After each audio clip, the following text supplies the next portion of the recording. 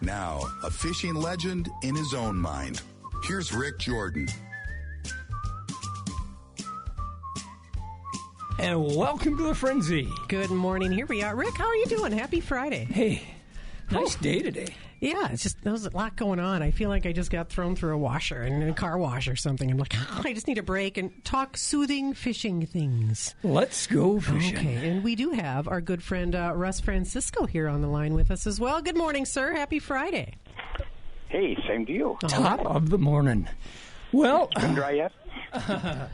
Yes. We've had some awfully nice weather. And the people, I had somebody just about a half hour ago say, are you sure the ice is safe out there with all this warm weather? Oh, yeah. There's a lot of ice on the lakes, Russ. There is, but you should be careful where creeks and rivers come into places, because a lot of that wasn't as thick. It had running water. Yep. And in this warm-up, you could hit some soft spots, so you should stay away from inlets, outlets, you know. There's not a lot of snow on the ice in most places, so you can see if there's discolored ice, things like that. So just pay attention. It'll be fine. You read my script. Did I? Yes, you did. I was talking to a guy a couple of days ago. What's today, Friday? Today is Friday. Wednesday, and he said he was walking along, pulling his sled with all his gear, and all of a sudden his left foot went down. Wow. Yeah. Yep, you got to pay attention, and you know, especially if you're driving. If you're on the main roads and stuff, you're probably okay. If you decide to go traipsing off somewhere, probably should walk first, check it out, get a spud with you, and just make sure, you know, before you go. But other than that, we're doing pretty good. Fishing is good, and things are going. And we'll have sort of a roller coaster the next 10 days, because you'll see some days where have really cold temperatures, single digits at night and 20s during the day. Then you'll see us back up in the mid-30s again. So it's going to be an interesting 10 days. I am headed down to Florida. My wife is forcing me to go down there tomorrow. Oh, stop. Bummer. I know. So I'm giving you a heads up. But Tom Robick will be talking with you next Friday. Cool. Yeah, it'll be fine. Yep. We'll and he knows his stuff. So it'll be more than fine. He'll probably be better than me. No. Well, the weather, that was my first question, is the ice, is it getting punky? But you guys, you got all these ways to figure it out. So it shouldn't happen if you're not, if you are paying attention, you should be okay. Follow somebody's footsteps. Yeah. Yeah, that's it. And make the big guy walk in front of you. That's always the rule. That would be my son. What are we using for baits now? Obviously, minnows. Well, sure, minnows are really good, obviously, but we're selling lots of jigging spoons, lots of tungsten from Northland, lots of jigs from Dinner Bell. We've got lots of stuff that people are using. Glow red seems to be the hot color, just like last year. We have lots of light penetrating the ice, so weeds are starting to grow already. So I mean, it's really a good ice fishing year for us, and so that'll be really nice. Manufacturers are running out of everything, but we've been able to get tents and things.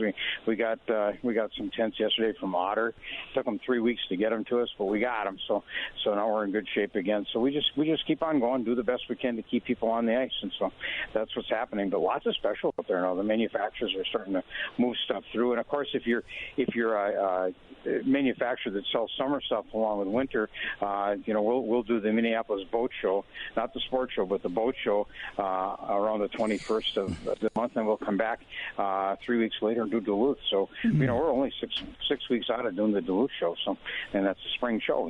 So summer and winter has been interesting, so it's been clicking along pretty good, and it hasn't been really terrible. If you think about it, this is the part I like. I walk out the door at 4:30 to go get something out of the warehouse, and it's still light out. So we got over that dark thing, and we're starting to get lighter every day again. So and we haven't been hunkering down in our houses with 4 feet of snow outside and stuff. It's been an easy winter. In fact, I think we gain, is it 9 minutes in the morning or 9 minutes a day we're gaining sunshine? Yeah, I think so. And really? It gives us a lot of light at night now, so it's later in the night. So yeah, it's just fine. So we're good. People are out, they're going fishing like crazy, and they should, because it is so nice. And then all the manufacturers are running specials and stuff, and we're buying that stuff like crazy, like rods and reels for ice fishing, and passing the deals on, so people can save a lot of money right now. What is it the Twin Cities will go for differently than up here in the Northland? They do a lot more pan fishing. We do crappie fishing and panfish, but I mean they have thousands of people that just like to go out and catch bluegills and panfish, and they don't even want to catch crappies. They just want to catch sunfish, and so they have a lot lighter rods, like tuned up and places like that. It's not uncommon for somebody to buy a $200 panfish rod for ice fishing. So they're a little different than we are. Then they have walleye fishing and things like that, but they usually travel somewhere to catch walleyes and stuff, where we have them in our backyard. So it's a little different fishery, but they are. Well, if you think of Dave Gens being from that area, I mean that's what he's known for, is pan fishing, and so that's that group of people. So it's a little different there. They buy high expensive electronics to catch panfish, and we look at it and we laugh. This guy comes up and spends $4,000 or $5,000 just because he wants to catch a bluegill, and so But they go all the time. They have a fun time with it, and and that's what they do. It brings them joy. Yeah, we're happy to fish panfish, but we'd rather go catch walleyes and lake trout and things like that. So it's a little different. A lot of people from the Twin Cities come here to Duluth buy big lake trout gear because nobody handles it down there. So if you want big jigs and stuff like that, you pretty much have to get out of the cities and then come into Duluth. So that's it. So we supply a lot of stuff, not only mail order, but a lot of people drive up. Well, to be quite honest, when I got my last boat, and indeed it is going to be the last boat, she said something like, "You're spending that much and you catch and release?"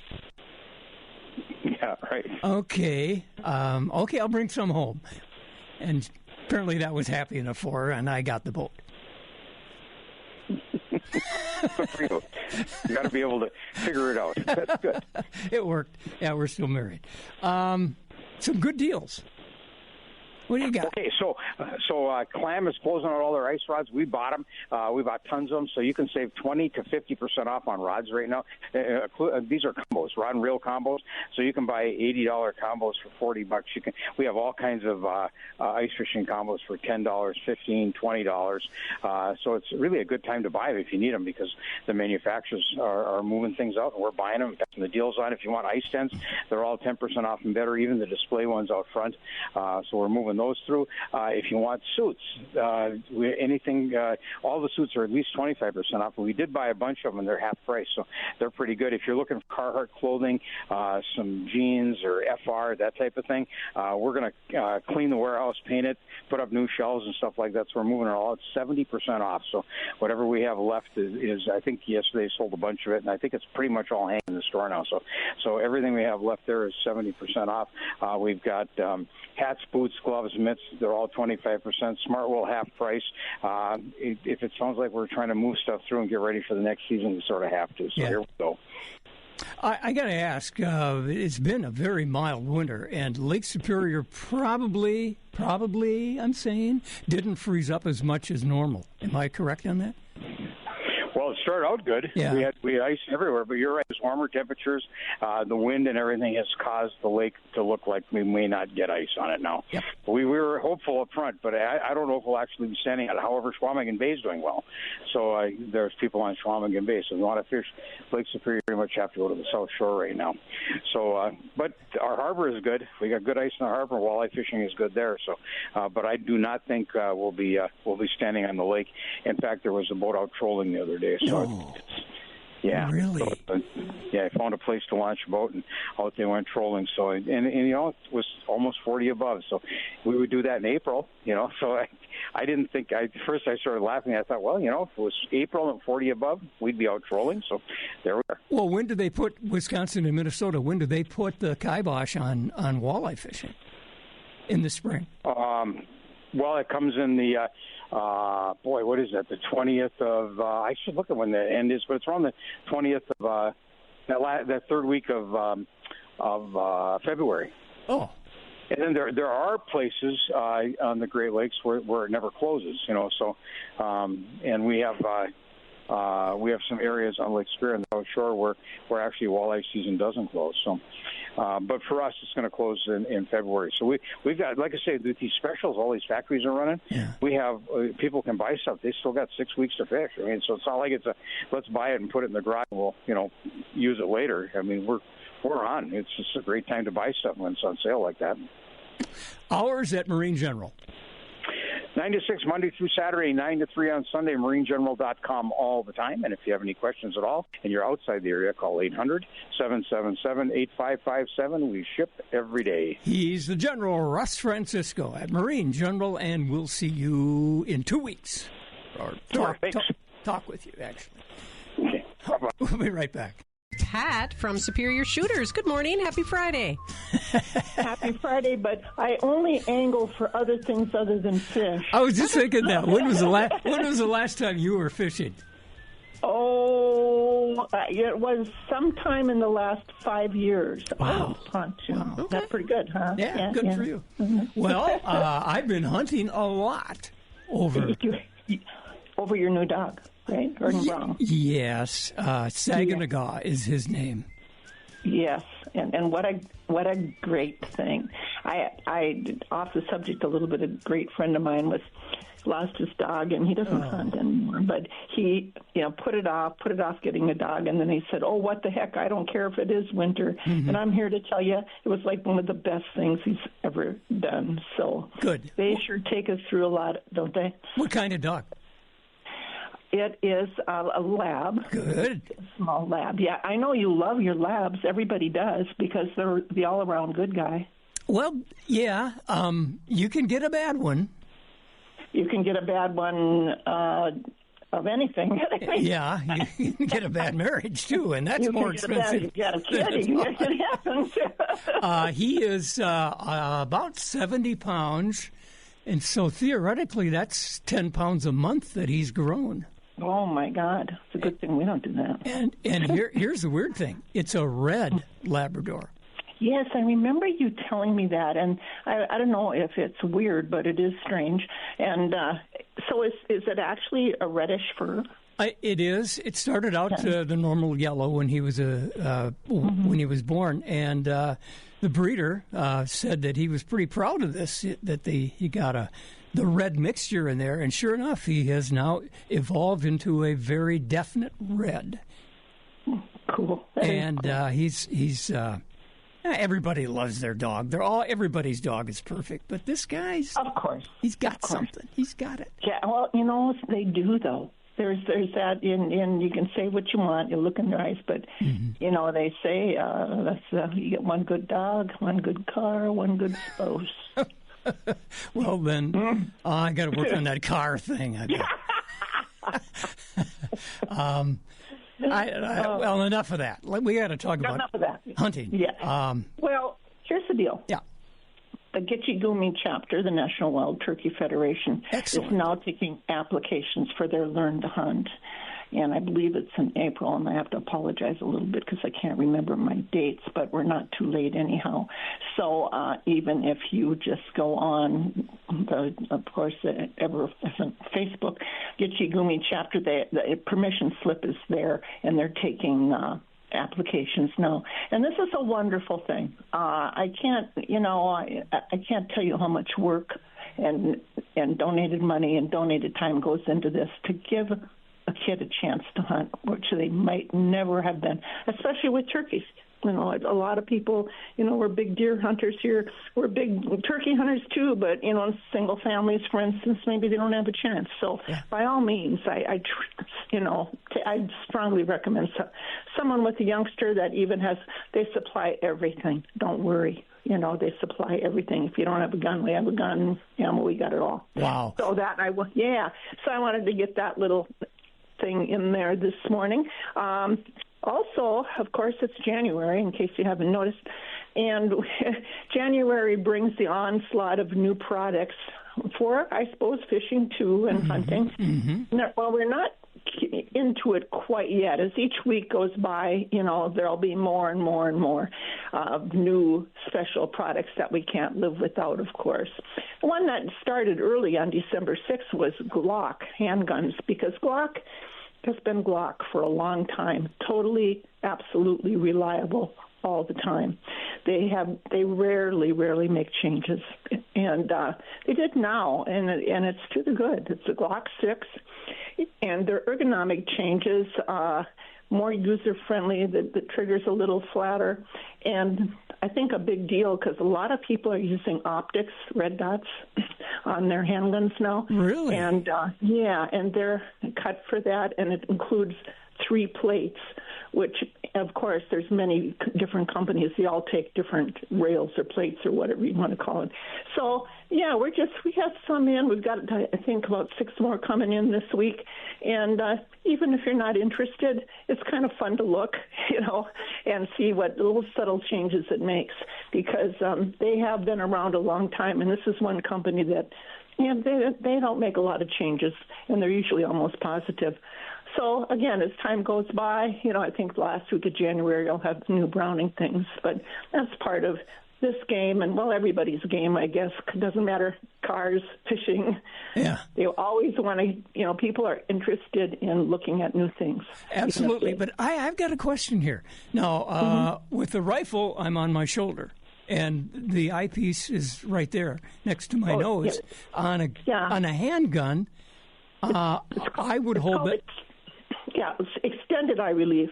Okay. Is what it's called. And even on a red dot, of course, you can put a red dot on a shotgun. Those are really nice, especially for lever action. For people who are struggling with magnification and do not need the magnification, these red dots come in all sizes, shapes, and price, and they've been a big help to a lot of people. There's also, and I don't know if you remember the Scout rifles that mounted the scope mid-range on that. Those are a little rarer, but some people have trouble with the magnification or the crosshairs. So red dots are a thing and have been for a long time, but the problem, it's not a problem, but they obviously take different mounting systems, than your standard scopes. So the pistol, the regular magnifications in pistol and handgun scopes are almost non-existent now. I think only there's 2 companies that make them. So, I've been standing here using a pistol in my fingers sticking out, and does it go up to your eye or I would No. You just said no. It does not go up to your eye. Okay. It's called an extended eye relief.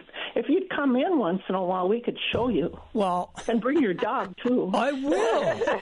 And he'll retrieve one of those things, and we'll run out your back door. Perfect.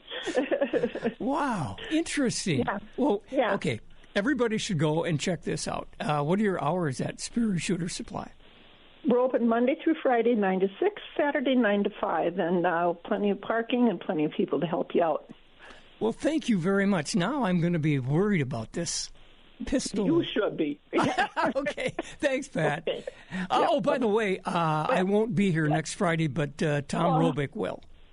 Okay. And I won't ask any questions. He's a better hunter than I, so you will get along. Okay. Thank you very much. Wow. Interesting. You were doing that whole finger gun. You saw were trying to figure out how it works. I don't know. I'm not the girl to ask. But. Well, I need it on the left hand, actually. Okay. Yeah. You've got funny eyes, too. Which is your good eye? Which is your bad eye? The left one is wonky, and the right one is not as wonky. Okay. That's how we go. Yeah. I understand that exactly. Yep. And we're going to take a break and be right back. Johnny Charlstrom, top of the morning to you. You bet. So I brought my puppy to see you and your 2 black and whites. Oh, yeah. They got along okay? Yeah. Yeah, they palled around like dogs for a little bit. It was pretty cool. Now, you saw my dog. What color do you think that dog was? Red. Okay. My neighbor says it's still yellow. Huh. I don't know. Well, whatever. We are in the midst of the ice fishing season, and you're just a few feet away from some of the best ice fishing in the United States, to be honest. How are folks doing up your way? Not bad. There's been a lot of people going to Fish Lake and a lot of people going to Boulder. Boulder? Kind of been the boulder and fish have been getting the most pressure, I'd say. Really? Yeah. Well, one thing about it, your boat can't hit a rock. Your boat can't hit a rock. Your snowmobile might. So yeah, some of them do come all the way out of the water, but keep an eye open for them. Yeah. The water is down a little bit. In fact, I saw the creek running out of Boulder pretty strong. Is that doing any bad or good for ice fishing? If there's a lot of water running there, then I would definitely have a care getting too close to the front of that dam, because moving water makes for thin ice spots. But if you stay away from the dam, sounds like most of the lake you're looking at about 14 inches of ice, which is pretty good ice. And fish-wise, sounds like mostly walleyes, but a few guys bumping into some crappies, and that's kind of the same story on Fish Lake. Do you think if you put a dot on a map in July, that is a good fishing spot in January on those lakes? I think so. I don't think the fish move around too much. Yeah, I think if you found a good spot earlier in those good spots kind of seem to always be kind of good spots. Yeah, wouldn't it be nice to actually have a good visual of what's on the bottom? What are they attracted to? Yeah, it's a whole different world down there, and I'm sure there's areas that have the right muck bottom for the little bugs that keep on coming up out of it and feeding the fish. Yeah. Do you ever see the bugs, as you call them, in the wintertime? Oh yeah, especially trout fishing on some of those brookie lakes when you're fishing about 5 or 6 feet of water. A lot of that's pretty muck bottom. Yeah, I remember ice fishing for brookies and having some of these really crazy looking aquatic sea creatures kind of pop up in the hole. It's kind of like yuck. Yuck! What in the world is that? Yeah, kind of big, kind of stonefly looking things. Pretty alien looking. It sounds to me like somebody's getting some new line put on their reel. No, Rick's making coffee. The coffee grinders. Coffee grinders going. We got some fresh Arco brewing. So good place to come get a cup of coffee along with your dozen of chubs. Yes, I agree. You got good coffee, and you can always get some donuts too. In a few months, we will be bringing rods and reels in. You would really prefer people when they come to get new line on their reel to just bring the reel, right? Yeah. I mean, every once in a while you'll get people walk in with a whole armload of fishing poles, and that's a lot of equipment that we really don't need. Some people just bring in the spools, but then they have to remember which spool they went on, and kind of the classic mistake I see on people when they take the spools off is underneath that spool is the gear, and every once in a while that gear that's supposed to stay on the shaft because of a little grease will get stuck to the bottom of that spool, and then somewhere is in between the guy taking their spool off and getting line on, that little gear comes off and doesn't get put back on, and then your reel doesn't work very good anymore. So that thing is sitting in the back seat of the pickup. Yeah, it's somewhere. The problem is you just never know where.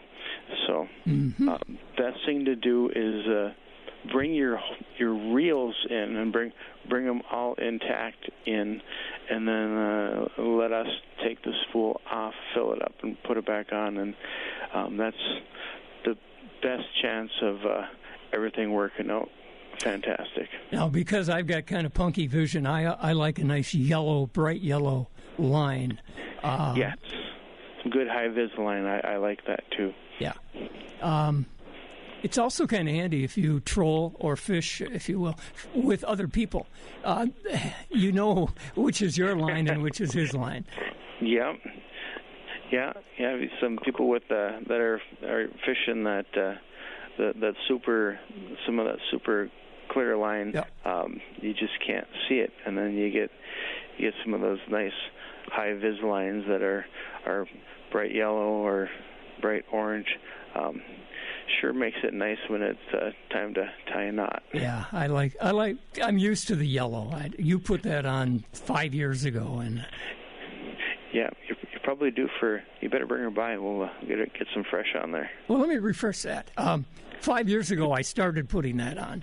There we go. Yeah, it's not the same line from 5 years ago. No, we fish, I think, too often to. And the lakes we fish on are kind of rugged on the bottom, too. We got a lot of boulders down there. Yeah, you figure that line out there, and when you're fishing kind of the way I like to, I like to feel that bottom every once in a while, and so, your line's dragging across the rocks and everything else, and it's good to strip about 10, 15 yards off every once in a while, and then you got nice, fresh, strong stuff all the way through. You don't have that weak point that's going to make you weep when the 10-pound walleye snaps you. Boy, time's flying here. What are your hours? What about the archery hours, too? Yeah, bait shop hours, we open up at 6. Archery, we open up at 9. We close them down together at 8 and 7 on Sundays. Archery leagues are running at 6:30 at night. So if you want to come and do some shooting before the crowds get here, be here before 6 o'clock, and you'll about have the place to yourself. Okay, good. Hey, Johnny, I won't be here next Friday. Tom Robick will be your man. Well, I hope you're fishing. Maybe. We'll see. All right. Different fish in Florida, Oh, Florida fishing. Take me with. Okay, you're on. All right, we'll be right back. I like how you, by the way, before we go to break, I like how you tried to just hide the fact you're going to Florida. Oh. You don't want to talk about that. I meant we're going to... And then you just kind of humble bragged it at the end. That was great. We're going to Two Harbors. Hey, you do whatever you got to do, man. Right. I am not going to question any of it. Wait, what happened to Jackie? Jackie has a thing. I got it. She has an eye appointment. She asked me to finish up the show. So we are going to finish up the show, Rick, you and me. We'll do that in a moment. 9:44 as the frenzy continues on Northline News Radio. Dave Miller from Northwest Outlet. Good morning. Hey, good morning, Rick. Good morning, everybody. And, you got to get these phone calls timed better. I'm not parked in front of a donut shop. Ooh. Just a couple would be fine. Feel free to bring some by, Yeah. I got a couple things here. First of all, there's been little things on the TV about the Fishing Chicks fishing tournament that comes up here towards the end of January out in Iron River, and that's kind of home country for me now. But it's absolutely incredible what those gals raise in dollars and put towards special benefits for folks in the whole area. And just to put a plug in there, it's kind of a ladies-only fishing thing, and they come up with some great prizes, and if anybody's interested, that's a good thing. And one of my good buddies was out there a couple years ago. His daughter was fishing the contest, and they were all up for a picture, and while they were getting the picture taken, all the tip-ups started going off, and ends up being a big northern on this Boone Lake, which is, it's not a huge lake. And it managed to wrap itself around all of the lines. But there was a young lady walking down the trail, and my buddy says, "You got to come over here and land this fish." And she says, "I've never done it before." And so he coached her through it. She won the contest. Yes, good girl. What they use for bait? Come on, I want to know what they were using for bait. We never asked them, but it's just a plug-in out there, and the other thing is you just drove by Brew a little while ago, and I'm sure the ski trails are probably plenty slick and for skate skiers especially, but they got some great little snowshoe trails there, and not just there, but there's so many state parks that have snowshoe trails, and those trails are packed. They're easy to walk on with snowshoes, but with this weather conditions we've been having, you can snowshoe just about anywhere and stay on top without doing any post holing at all or anything. Yeah, we don't have a great deal of snow. No, but there's still enough. It's hard, but it's so nice to be able to get out on snowshoes and go explore places that you wouldn't normally get out and do. because of the snow depth and whatever. So just a thought for folks to get out there. And then I know you're short on time, so I'm kind of cruising through it here, but we do have a 25%. We got a clearance sale going on all the Columbia North Face winter clothing, like the hats and mitts and gloves and stuff that go on with it. So there's some huge deals going on right now at the store for folks, and it's a busy place. We got lots of good stuff. Awesome. What are your hours? We are open Monday through Friday, 9 until 6, Saturday 9 to 5:30. We're closed on Sundays. And, folks, this is prime time to get outside and have fun, enjoy. The temperatures are great. The sun is shining. Thanks, everybody. Have a great weekend. Thanks. Good job. We're going to be right back. Matt King, top of the morning to you. How are we doing today? Beautiful day, like he just said. And I am going to be in Florida next week. Oh, well, good for you. Boy.